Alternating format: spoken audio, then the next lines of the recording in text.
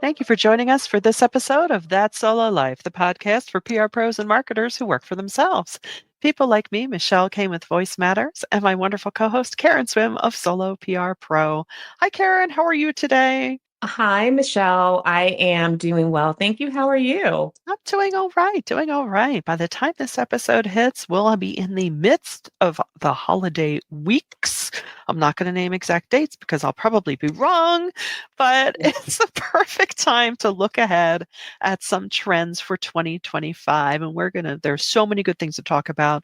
We're going to Yeah. split this across 2 episodes. So let's dig in. What do we think is going to be big in 2025?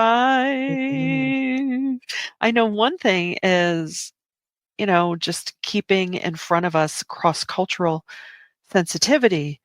We've seen a lot of retraction on the DEI front, and I know it's very disheartening, but I think for brands and corporations and companies, any business really, you've got to keep your eye on the ball because we're still a diverse world, right? Very true. Even though formal programs are being dismantled or, they're no longer funding things, does not mean that the need to communicate to Right. different audiences goes away. So I think the challenge in 2025 is continuing the spirit, those programs without you may work for brands that don't have a formal program, but you still have an audience that you need to connect with. And, we've been saying this a lot, particularly since we had Lisa Gerber on our podcast talking about storytelling, but it is all about the story. And Yeah. it really is about telling stories that resonate with your audience. And so that also means speaking in a language that is significant, that resonates with that audience. And we have to realize that none of us has a monolithic audience. They look different. There's different contexts. And so as communicators, we really still have to push for that, advocate for that, and ensure that our brand guidelines, communication guidelines really are inclusive. Even if we as a country are shying away from the language that's attached to DEI, it doesn't mean that that is no longer important. Agree, agree. It's so important because I'm sorry, it is who we are. We are a diverse country, duh, diverse world. But I think that's also important internally. Yeah. We're a diverse workforce too, and there's no getting away from that. And, you know, there's a way that I believe it can be done. It just comes down to let's be respectful of each other and work to understand each other. It's Yeah, as simple as that. I agree. It's unfortunate that we live in such a politically charged environment. And I believe that people saw some things that really bothered them and they overcorrected and took away everything. There's an old saying like don't throw out the apples and the apple cart or something to that effect. The, I'm not the baby remembering with the exactly. bathwater. Yeah. However, again, as communicators, we still have a responsibility to keep in mind that we are responsible for our publics. And the way that you'll get them to listen to them is to speak in a language that is meaningful. And, we still have to do that. We still have to balance that, even in this environment where there seems to be a pushback and a desire to really be one way. That's not going to work. It's going to create some backlash for brands. And so as Yeah. communicators, we have to protect our brands and we have to learn how to make the case for these things and how to educate and advocate for that within our own companies and also with our clients. Yeah. I mean, if they could only truly comprehend that being open to diversity is good for your bottom line, ta-da.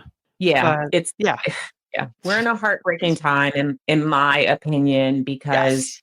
we have tainted Yeah. good work and things that just make sense with political rhetoric and Yeah. that's it's just a dangerous place to Yeah.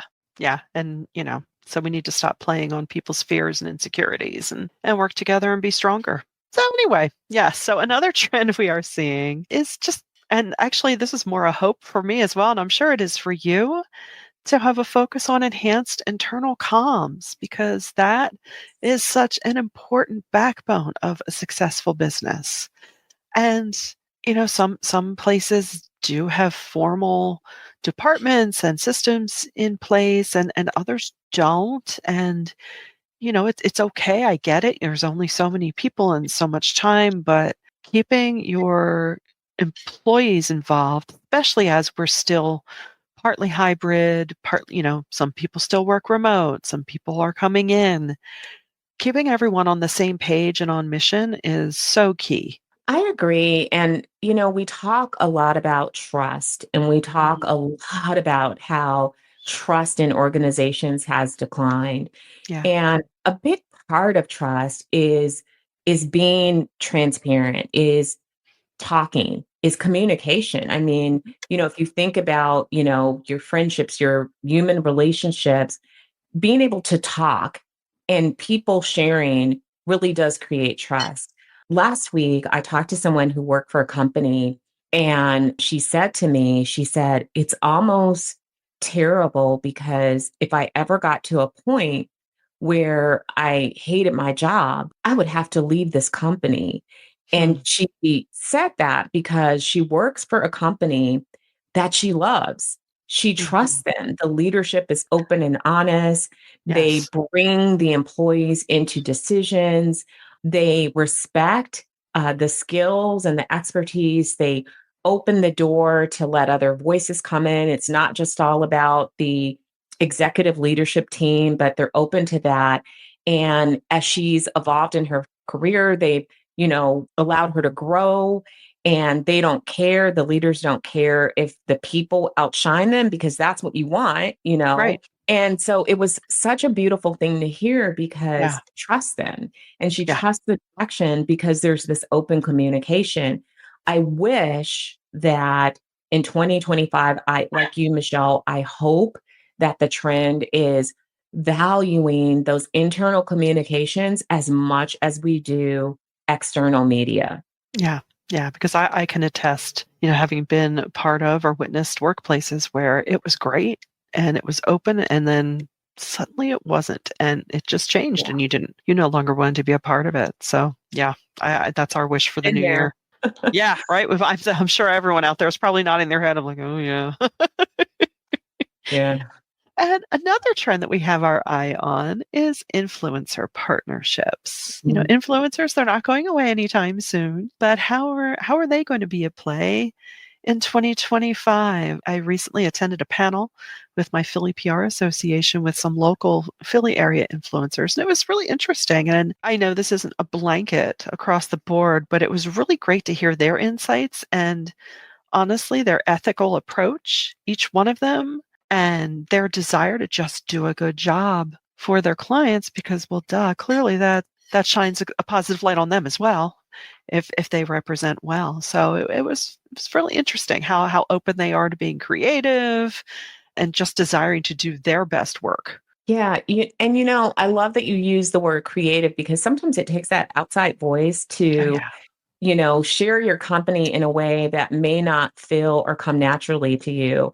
I had the pleasure of attending a Hootsuite webinar last week, and it was all on social media trends. Mm. And one of the things that people said as a trend that they're seeing is the willingness to be more creative, which is, wow, isn't that Yay.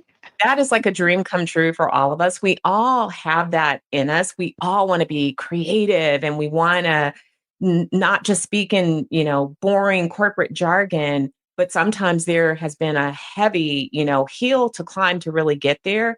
So to hear that creativity might shine in 2025 makes my heart so happy. Yeah. And the fact that influencers can bring that, I mean, I love that. That just I think that that is a good thing, and that's where we can maybe bring the fun back to work. Hey, there's a thought.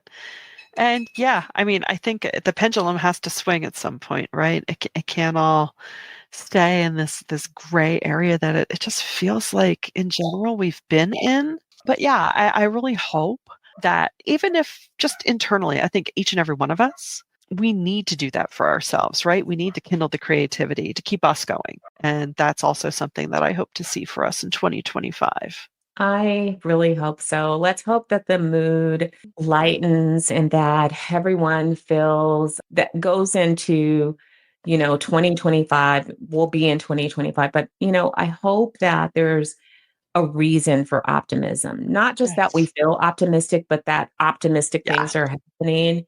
And we are going to have some challenges in our profession next year, but I do believe firmly that in many ways, it'll make our jobs more interesting Mm, and we will be able to demonstrate even greater the value of having true PR professionals on your team as we help brands and clients to navigate through these chaotic times yeah. where we are dealing with all of these big things like, the lack of trust and Yeah. misinformation, information, all of the things that are going on. Yeah. I agree. I agree. I am sensing it more and more that people are hungry for just what is true, what is real, and what is inspiring. I think sometimes we forget that we need it, or we forget perhaps that we might be missing it. I mean, look at this past year and just the embracing of